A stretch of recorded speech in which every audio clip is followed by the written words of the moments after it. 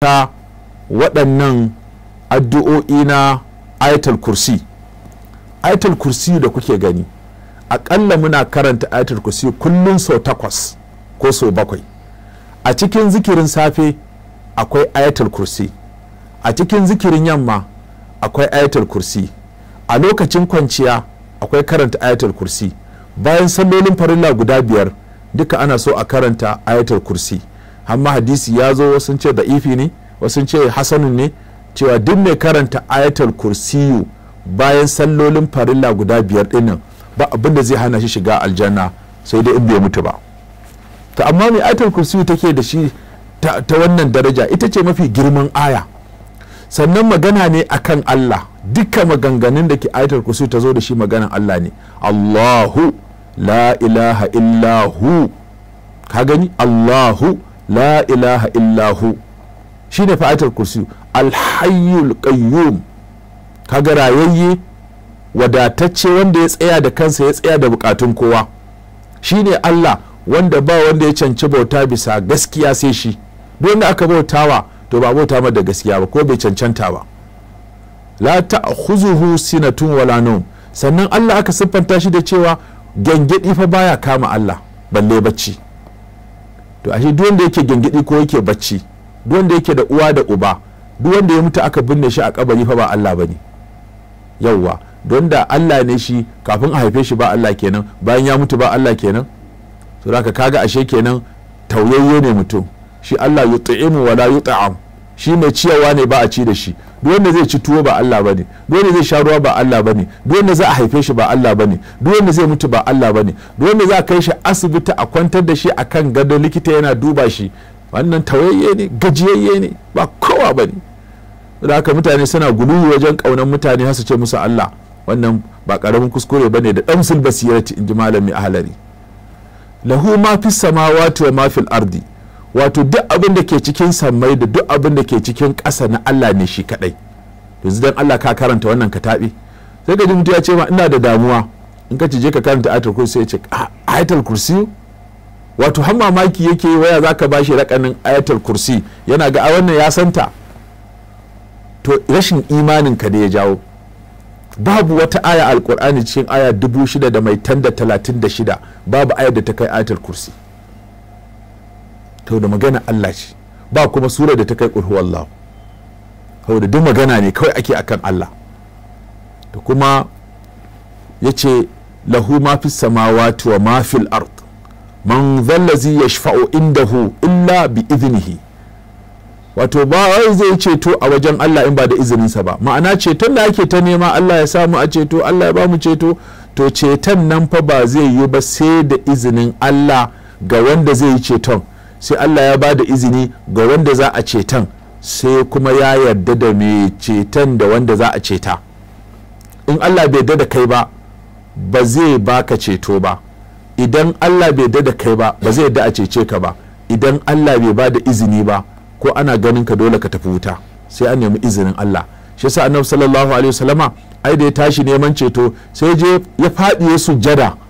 Allah ya ce daga kanka irfa'a ra'saka wasal tu'ta washfa tushaffa, daga kanka roƙi a baka, nemi ceto ai maka a baka ceto.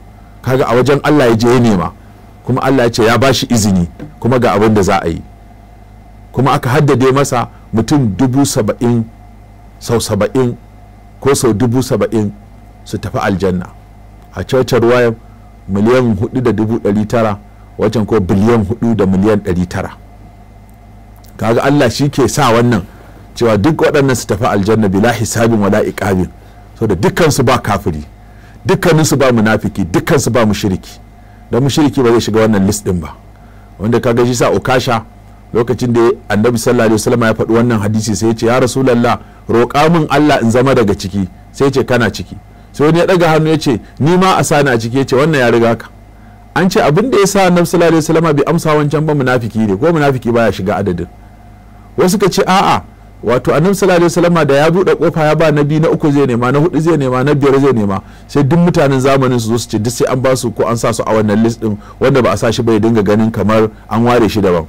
sai a rabe musu kujera. Ga su sahabbai sun samu wata babbar kujera, sun ga annabi, sun yi karatu a gaban annabi, malamin su annabi, darasin su qur'ani da hadisi, sun yi zamani da yafi kowane zamani daraja, sun ga wanda yafi kowa girma a halittar Allah, sun dau darasi daga qur'ani da hadisi kai tsaye da duminsa daga manzon Allah sallallahu alaihi wasallam. to yanzu wannan kuma a ƙara musu da waccan kujerar, har kaga sun cinye du. to shi yasa annabi sallallahu alaihi wasallam ya tsaye da abin daga kan ukasha, yace ukasha ya riga ka. sai yace ya alamu ma baina aidihim wa ma khalfahu, duk wani abu da ke gaban mutane ko baya to yana cikin sanin Allah, domin sanin Allah ya haɗe abubuwa guda 8, a haɗa bi kulli shay'in ilma. duk wani abu da kashi na yana cikin sanin Allah. da haka Allah ya san abin da ba zai yi ba, Allah ya san abin da zai yi, Allah ya san abin da bai faru ba, Allah ya san abin da ya faru da abin da yake faruwa. Allah ta'ala ya san duk abin da yake fili, ya san duk abin da yake ɓoye, duk abin da yake baya, da duk abin da yake yanzu, da duk abin da yake gaba kafin ya faru. Allah ya sani. Ya alau ma kana wa ma yakunu wa ma lam yakun law kana kaifa yakunu. Abin da bai kasance ba da zai kasance, kafin ya kasance yana cikin sanin Allah.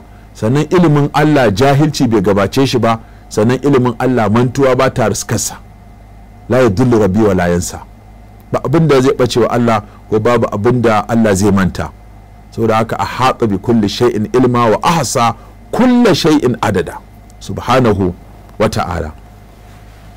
wala yuhituna bi shay'in min ilmihi illa bima sha. ba za su iya kiyaye zagayewa da wani abu ba daga ilimin Allah, saninsa ko sanin abubuwan da Allah wato ya sanar, illa bima sha, sai da abin da Allah ya ga dama.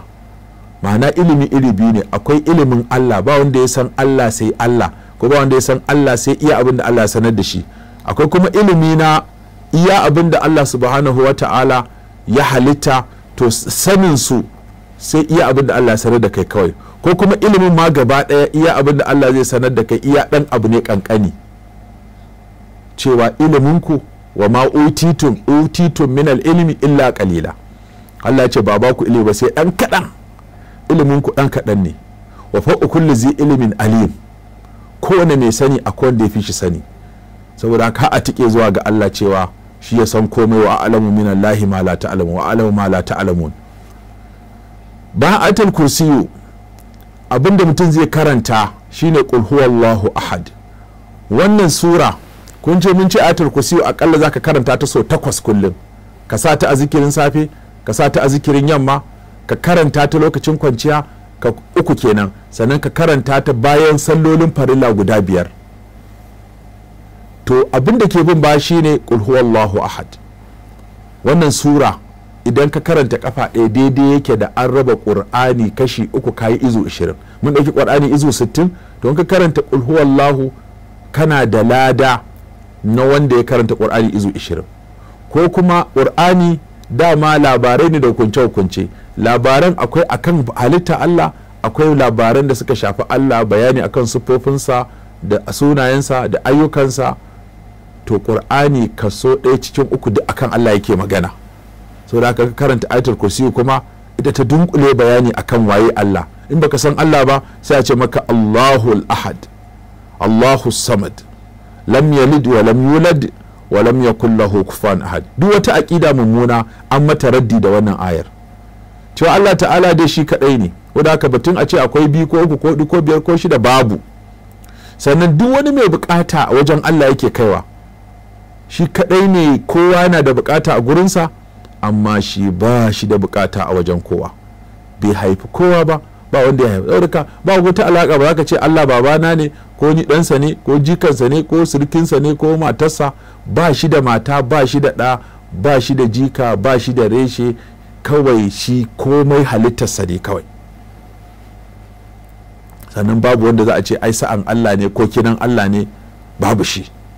kaga wannan aya, wannan sura idan mutum ya lazamce ta da karatu, ita ma ana so a sa ta a zikirin safe, a karanta ta kafa 3 a zikirin safe, a karanta ta kafa 3 a zikirin yamma, sannan kuma a sa ta bayan kowace sallah ta farilla, a karanta ta kafa 1 banda magariba, banda asuba. nan qul huwallahu 3 za'i, falaki 3 nasu 3, qul huwallahu 3 falaki 3 nasu 3, a zikirin safe da zikirin yamma da bayan sallar magariba da bayan sallar asuba.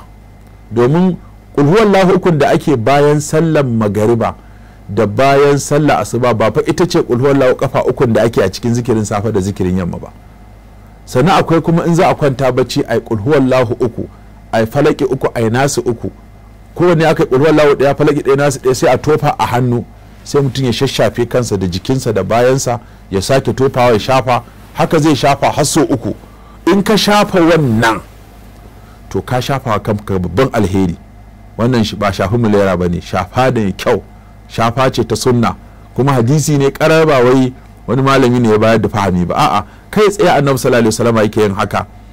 Kuma tunda annabi sallallahu alaihi wasallam yake wannan, waɗanda suke ta ƙulla masa tsafi da waɗanda suke ɗebo mayu da nufin su zo su kama shi, Allah ta'ala ya kare, babu abin da ya faru.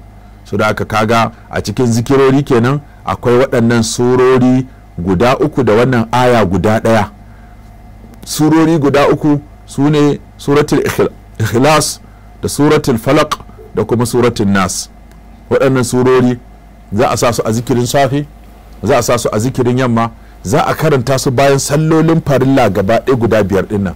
Sannan an zo kwanciya a qul huwallahu uku, falaq uku, nasu uku a cikin hannu, a shafa a jiki. Kaifiyar yadda ake yi ba wai qul huwallahu zaka gaba uku lokaci guda ba, a qul huwallahu falaq nasi sai ka tofa a hannu sai ka shafe, qul huwallahu falaq nasi sai ka tofa ka shafe, qul huwallahu falaq nasi sai ka tofa ka shafe. To wannan sannan ga amanar rasulu, ita amanar rasulu ba ta cikin zikirin da ya zo a karanta a bayan sallolin farilla ko a cikin zikirin safe da zikirin yamma, amma tana cikin zikirin kuma da ake in za a kwanta bacci.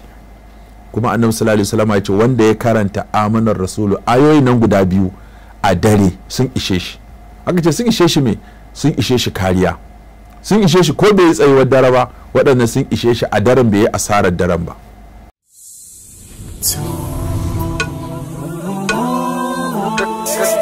Oh